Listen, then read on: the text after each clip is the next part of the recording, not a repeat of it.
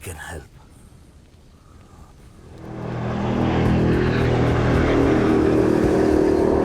My lord, Ram Setu రక్షణ సమితి ఇంతవరకు ఎటువంటి ఖచ్చితమైన సాక్ష్యాలను ఇవ్వలేకపోయింది. ఈ రామసేతు ప్రకృతి సహజం కాదు, శ్రీరాముడు నిర్మించిన మ్యాన్ మేడ్ స్ట్రక్చరేనని నిరూపించలేకపోయింది. కాబట్టి ఈ కేసుని తక్షణమే కొట్టివేయాలని, రామసేతు కూల్చివేతపై ఉన్న నిషేధాన్ని తక్షణమే ఎత్తివేయాలని ప్రభుత్వం తరపున కోర్టు వారిని కోరుతున్నాను. That's all my lord. Mister Jagannathan, do you have any evidence? My lord, నాకు ఇంకాస్త సమయం కావాలి. My lord, I have many evidences. వీడెలా వచ్చాడు? Who are you, mister?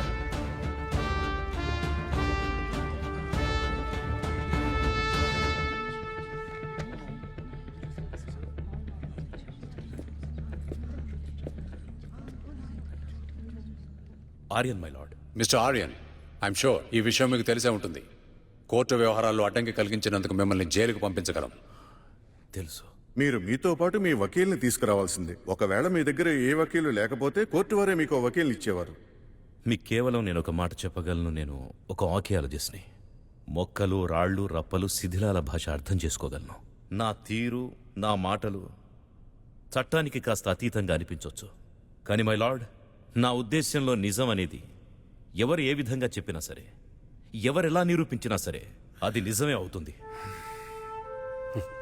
ఇంతకుముందు మనకి గవర్నమెంట్ తరఫు నుంచి రిపోర్ట్ ఇచ్చిన ఆర్కియాలజిస్ట్ ఇతనే కదా. మిస్టర్ ఆర్యన్, ఈ న్యాయస్థానం మీకు మీ వాదన వినిపించే అవకాశం కల్పిస్తోంది. కానీ మీ మాటలు విన్నాక సంతృప్తి చెందకపోతే న్యాయస్థానం సమయం వృధా చేసినందుకు మీకు శిక్ష కూడా పడుతుంది. సరే.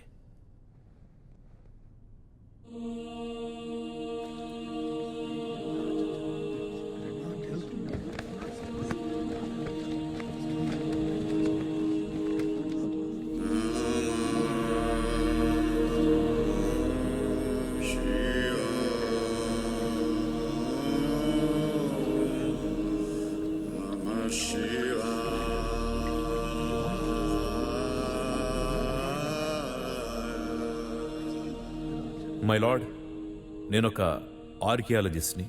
ఎవిడెన్సులు మాత్రమే నమ్మేవాడిని. ఒక వారం క్రితం వరకు నేను కూడా ఎంత మాత్రం నమ్మలేదు రామసేతు అనేది మ్యాన్ మేడ్ స్ట్రక్చర్ అని. బట్ ఈరోజు నా అభిప్రాయం తప్పని మార్చుకోవాల్సి వచ్చింది. కార్బన్ డేటింగ్ ప్రక్రియ ద్వారా ఈ రాయిలో లభించిన శిలాజాలు సుమారు 7,000 సంవత్సరాల పురాతనమైనవి. అలాగే రామసేతు నిర్మించబడి కూడా 7,000 సంవత్సరాలైంది. అలాగే పుష్కర్ భట్నాగర్ గారి ప్రకారం 7,000 సంవత్సరాల కాలం అంటే అర్థం పీరియడ్ ఆఫ్ శ్రీరామ్.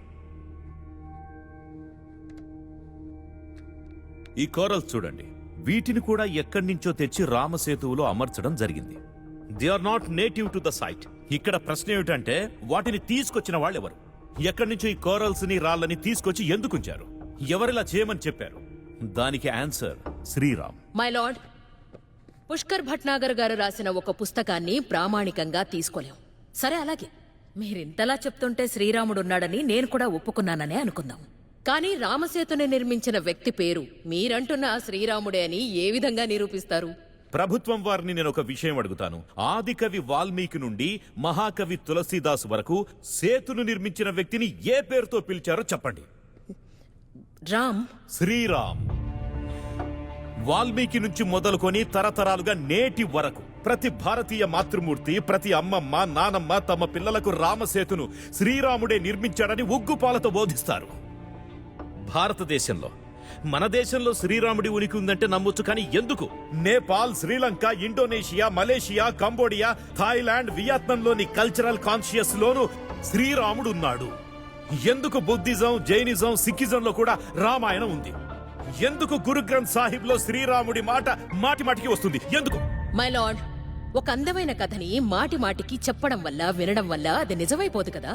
కొన్ని శతాబ్దాలుగా ఈ కథలన్నీ ఓసారి వ్యాపారస్తుల వల్ల, ఓసారి పర్యాటకుల వల్ల ఈ దేశమని ఆ దేశమని ప్రయాణిస్తూ వచ్చాయి. ఇందులో కొత్త విషయమే ఉంది. నేను గౌరవనీయురాలైన ఏఎస్జీ గారిని ఒక మాట అడుగుతాను. శ్రీ వాల్మీకి రామాయణంలో ఏ ఏ ప్రదేశాలనైతే వర్ణించారో అవన్నీ భారతదేశంలో, శ్రీలంకలో కనుగొనబడలేదా? మన భారతదేశంలో సుమారు 500, అలాగే శ్రీలంకలో 50 స్థానాలు లేవా? మై లార్డ్, అక్కడున్నటువంటి ఏ ప్రదేశంలో కూడా రాముడు లేదా రామ కథకి సంబంధించి ఎటువంటి ఆర్కియలాజికల్ ఎవిడెన్సెస్ దొరకలేదు. ఈ దేశంలో 1 సంవత్సరంలోనే రోడ్ల అదృశ్యమవుతాయి, వంతెనలు అదృశ్యమవుతాయి, ఆర్కియాలజీ సైట్స్ నుంచి ఇటుకలు రాళ్లను దొంగిలించి ఇళ్లను నిర్మించుకుంటారు. అక్కడ 7000 సంవత్సరాల చరిత్రను కనుక్కోవడం మేడం చాలా కష్టమైన విషయం. దానికి ఎంతో ధైర్యం ఉండాలి. కానీ మై లార్డ్, నా అన్వేషణలో భాగంగా నాకు జాఫ్నాలో ఒక మాన్యుస్క్రిప్ట్ దొరికింది. ఇందులో మాయాసురుడు తయారు చేసిన రావణుడి రహస్య సొరంగ మార్గం మ్యాప్ ఉంది. నేను నా స్నేహితులతో కలిసి మ్యాప్ సహాయంతో ఆ సొరంగ మార్గాన్ని కనుక్కున్నాం. మిలార్డ్, ఈ మాన్యుస్క్రిప్ట్లోని మ్యాప్లన్నీ కూడా 7000 సంవత్సరాల పురాతనమైనవి. అలాగే ఈ సొరంగం 7000 సంవత్సరాల క్రితం నాటిది. ఇందులో ఏవైతే శిలాశాసనాలు ఉన్నాయో అవన్నీ శ్రీలంక యొక్క పురాతనమైన లిపిలో రాయబడ్డాయి. మై లార్డ్, నా ఒపీనియన్లో ఇది రామాయణంలో డిస్క్రైబ్ చేయబడ్డ త్రికూట పర్వతం. దీన్నే శ్రీలంకలో యాడమ్స్ పీక్ అంటారు. ఈ పర్వత పరిసర ప్రాంతాల్లోనే మేము ఒక మొక్కను కనుక్కున్నాం. దాని పేరు సెలాంజినెలా బ్రాప్టెరిస్. ఇది రామాయణంలో డిస్క్రైబ్ చేయబడ్డ సంజీవని మూలికకి క్లోజెస్ట్ క్యాండిడేట్ గా పరిగణించబడుతుంది. హనుమంతుడు తీసుకొచ్చిన సంజీవిని ఇప్పుడు మనం చూస్తున్న ఈ మొక్క ఒకటి కాదు. మనకు అర్థం కానిది ఏంటంటే ఈ ప్లాంట్ కేవలం త్రికూట పర్వతం చుట్టుపక్కలే ఎందుకుందని. మై లార్డ్, రామాయణంలో లంక ఉంది, లంకలో రావణుడున్నాడు. అలాంటప్పుడు అయోధ్యలో శ్రీరాముడు ఎందుకు లేడు? మై లార్డ్, దేన్నైతే మనం రామసేతు అంటున్నామో దాన్నే క్రిస్టియానిటీ లేదా ఇస్లాంని విశ్వసించే వాళ్ళు యాడమ్స్ బ్రిడ్జ్ అంటారు. ఎందుకంటే వాళ్ళు నమ్మేది ఏంటంటే ఆదాం భూమి మీదకొచ్చినప్పుడు ఈ వంతెన ద్వారానే శ్రీలంకని దాటి భారత్లోకి వచ్చాడంటారు. ఇప్పుడు మీరే చెప్పండి, ఏ కథని నిజమని నమ్ముతారు మీరు? మైలార్డ్, భారతదేశంలోని క్రైస్తవులు కాని ముస్లింలు కాని ఈ సేతువుని యాడమ్ లేదా ఆదాం వంతెనగా పరిగణిస్తే అప్పుడు ఈ వంతెనను పరిరక్షించడానికి ఈ ఒక్క కారణం సరిపోదంటారా? కానీ వాళ్ళు ఈ వంతెన్ని కూల్చేందుకు వ్యతిరేకంగా లేరు, యువర్ ఆనర్. ఏఎస్జి మేడం గారు ఏమైనా చెప్పగలరా? యాడమ్ బ్రిడ్జ్ అనే పేరును దీనికి ఎవరు ఎప్పుడు పెట్టారో? నో, నాకు దాని గురించి పూర్తి వివరాలు తెలియదు. మేడం, నేను చెప్తాను. మై లార్డ్, సుమారు 220 సంవత్సరాల క్రితం 1788లో ఆస్ట్రేలియాకు చెందిన ఒక బొటానికల్ ఎక్స్ప్లోరర్ జోసెఫ్ పార్క్ అన్వేషణల ఆధారంగా ఈస్ట్ ఇండియా కంపెనీకి చెందిన మొదటి సర్వేయర్ జనరల్ జేమ్స్ రెనల్ ఒక మ్యాప్ ని తయారు చేశాడు. దీన్నే మ్యాప్ ఆఫ్ హిందుస్థాన్ లేదా మ్యాప్ ఆఫ్ మొఘల్ ఎంపైర్ అనేవారు. తంజావూరులో ఉన్న సరస్వతి మహల్ లైబ్రరీలో ఈ మ్యాప్ ఉంచబడింది. ఇందులో భారతదేశాన్ని శ్రీలంకను కలిపే వంతెనను రామసేతు అని పేర్కొన్నారు. ఇదే మ్యాప్ ని 1804 వెర్షన్ లో జేమ్స్ రెనలే రామసేతు పేరు తీసేసి యాడమ్స్ బ్రిడ్జ్ గా మార్చాడు. రామసేతు అకస్మాత్తుగా యాడమ్స్ బ్రిడ్జ్ గా మారిపోయింది. ఈ విధంగా ఆంగ్లేయుల ద్వారా భారతదేశ చరిత్రను యూరోసెంట్రిక్ గా మార్చే కుట్ర జరిగింది. ఈ విధంగా శ్రీరామ చరిత్రను చెరిపేందుకు వ్యూహం రచించారు. కోర్టులో రామసేతు వివాదం ఆసక్తికరంగా సాగుతోంది. డాక్టర్ ఆర్యన్ కుల్శ్రేష్ఠ్ గారు రామసేతు సంబంధిత సాక్ష్యాలు చూపి అందరి నోళ్లు మూయించారు. మై లార్డ్, ఎన్వైరన్మెంటల్ కన్సర్న్స్ ని దృష్టిలో ఉంచుకునే ప్రభుత్వం ఈ ప్రాజెక్టు పైన కసరత్తులు చేస్తోంది. రామసేతువులో చాలా చిన్న భాగం మాత్రమే కూల్చివేయబడుతోంది. ఇక మతపరమైన భావాల విషయానికొస్తే చూడండి మై లార్డ్, ఈ దేశంలోని ప్రతి నిర్ణయాన్ని ధార్మిక భావాల ప్రాతిపదికన తీసుకుంటూ మనం దేశాభివృద్ధిలో రాజీ పడ్డం లేదంటారా? మన దేశంలోని హిందూ సమాజం భూమిని భూమాత అంటుంది. ఆవుని దేవతగా పూజిస్తారు, గంగను దేవతగా ఆరాధిస్తారు. చెట్టు, పుట్ట, గొడ్డు, గోద అన్నింట్లో దేవుణ్ణి చూస్తారు. రేపిలాంటిదే ఒక సంఘటన జరిగి గంగ మీద డ్యాం నిర్మాణం చెయ్యొద్దు, దాన్ని మనం పూజిస్తాం కదా అంటారు. లేదా ఒక ఎత్తైన కొండ మీద విద్యుత్ స్తంభం పెట్టొద్దు అంటారు, ఎందుకంటే అక్కడ మా దేవుడున్నాడు అంటారు. చెట్లు కొట్టొద్దంటారు, అందులో దేవుడున్నాడంటారు. ఇక అలాంటప్పుడు మన దేశంలో విజ్ఞానానికి, వికాసానికి అవకాశం ఎక్కడుంటుంది?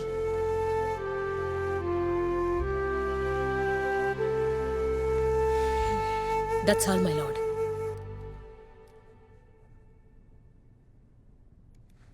మిస్టర్ ఆర్యన్,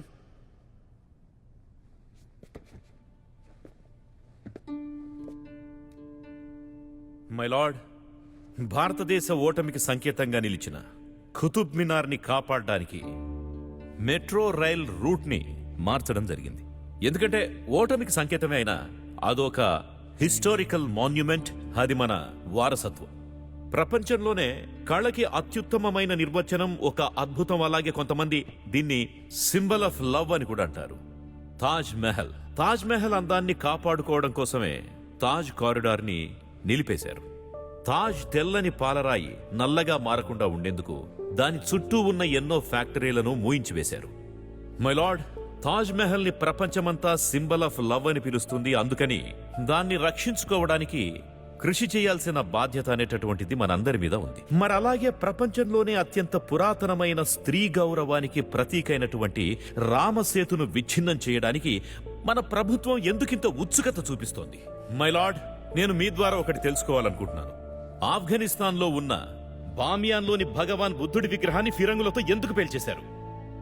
ఆ తాలిబాన్లు విగ్రహాలను పగలగొట్టి రాళ్లను తీసుకెళ్లాలా? వాటితో తమ ఇళ్లను నిర్మించుకోవాలా? ద ఫ్యాక్ట్ ఈజ్, తాలిబాన్లకు భగవాన్ బుద్ధుడి విగ్రహంతో ఇబ్బందుండేది. ఎందుకంటే ఎప్పటి వరకు భగవాన్ బుద్ధుడి విగ్రహం అక్కడుంటే అప్పటి వరకు భగవాన్ బుద్ధుడికి ఆఫ్ఘనిస్తానికి భారత్కి మధ్య విడదీయలేనంత సంబంధాలుండేవి. మై లార్డ్, ఎందుకని ఆ సమయంలో తాలిబాన్లకు వ్యతిరేకంగా ప్రపంచం మొత్తం నినాదాలు చేసింది? ఎందుకంటే భగవాన్ బుద్ధుడు భారతదేశాన్ని మాత్రమే కాదు, ప్రపంచం మొత్తాన్ని మార్చాడు. ఇదే విధంగా రామసేతుని కూల్చడం శ్రీరాముని ఉనికిని చెరిపేయడానికి చేసే ప్రయత్నమే. ఎందుకంటే ఎప్పటి వరకు రామసేతు ఉంటుందో అది లోకానికి ఒక విశ్వాసాన్ని ఇస్తుంది.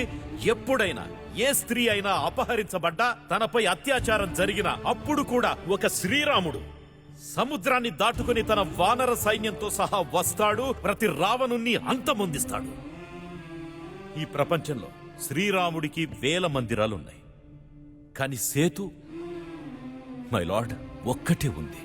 అటువంటి రామసేతును కూల్చాలన్న ఆలోచన అనేది కేవలం తాలిబాన్ల మెదడుకు మాత్రమే తడుతుంది. మై లార్డ్, ఏ ఆర్కియాలజిస్ట్ కానీ సైంటిస్ట్ కానీ సేతు సముద్రం ప్రాజెక్టుకి ఎప్పటికీ వ్యతిరేకంగా ఉండడు.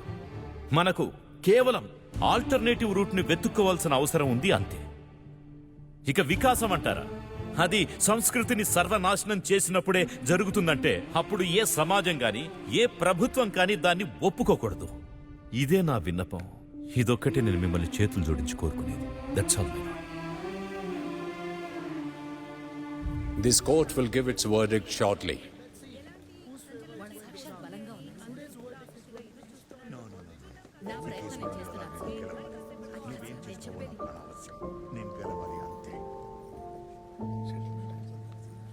కోర్టు ఏ తీర్పిచ్చినా సరే శ్రీరాముడికి నీకన్నా మంచి లాయర్ ఎప్పటికీ దొరకడు. You did very well. అదంతా అలా ఉంచితే ప్రొఫెసర్, మనం ఈరోజు ఈ కేసు ఓడిపోతే ఏపీ గేబ్రియల్ చేసిన త్యాగం వ్యర్థమైపోతుంది. కానీ ఏపీ ఎవరై ఉంటాడు? ఓ గైడ్ అని చెప్పాడు, నాకు తెలీదు. I have no idea where he came from. కానీ ఒకటి అర్థం కావట్లేదు, తన దగ్గర ఆ రాయి ఉన్నా కూడా మమ్మల్ని వెంట పెట్టుకుని లంకకి ఎందుకు తీసుకెళ్ళినట్టు. I wonder why he like to us. ఒకవేళ తన ఆ రాయి అప్పుడే ఇచ్చేసుంటే రామాయణానికి సంబంధించిన ఇన్ని సాక్ష్యాలు సేకరించేవారా? Everything happens for a reason, Aryan. ఒకసారి తన బ్యాగ్ చెక్ చేసి చూడు, ఒకవేళ ఏదైనా ఇన్ఫర్మేషన్ దొరుకుతుందేమో.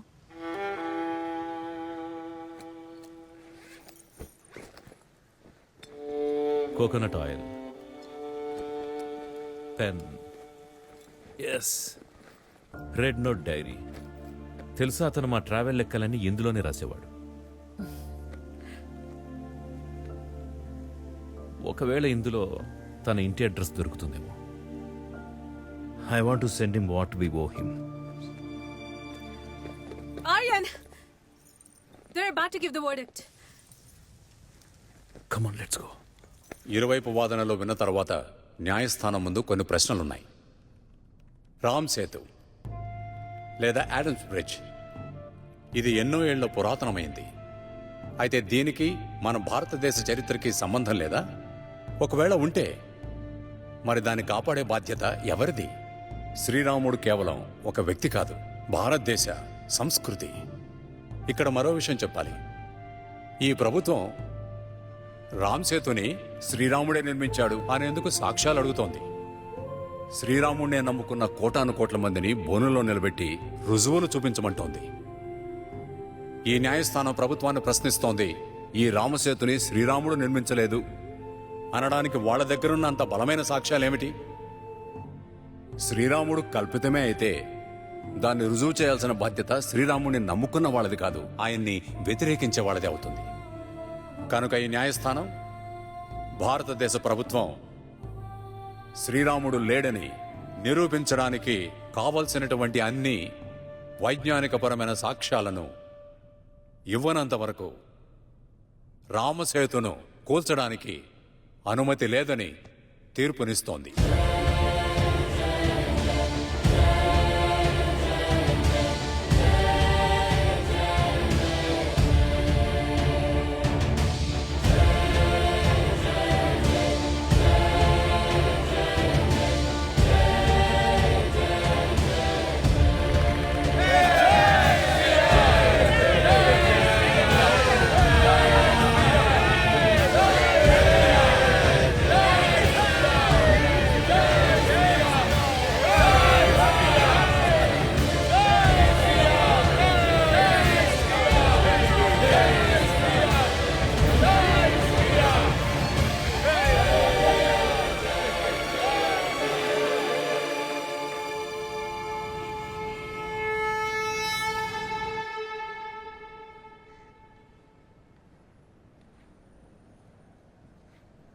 ప్రొఫెసర్, ఏంటి ఈరోజు టీ కూడా ఇవ్వవా? తెస్తున్నా.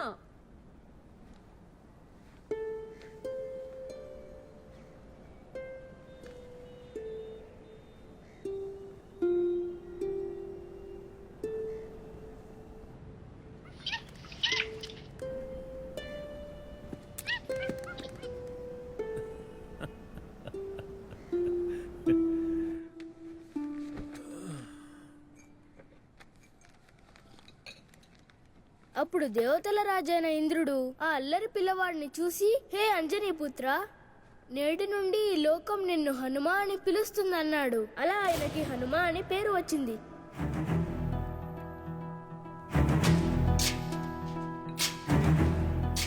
Myself Anjaneya Pushpakumaran. You can call me AP.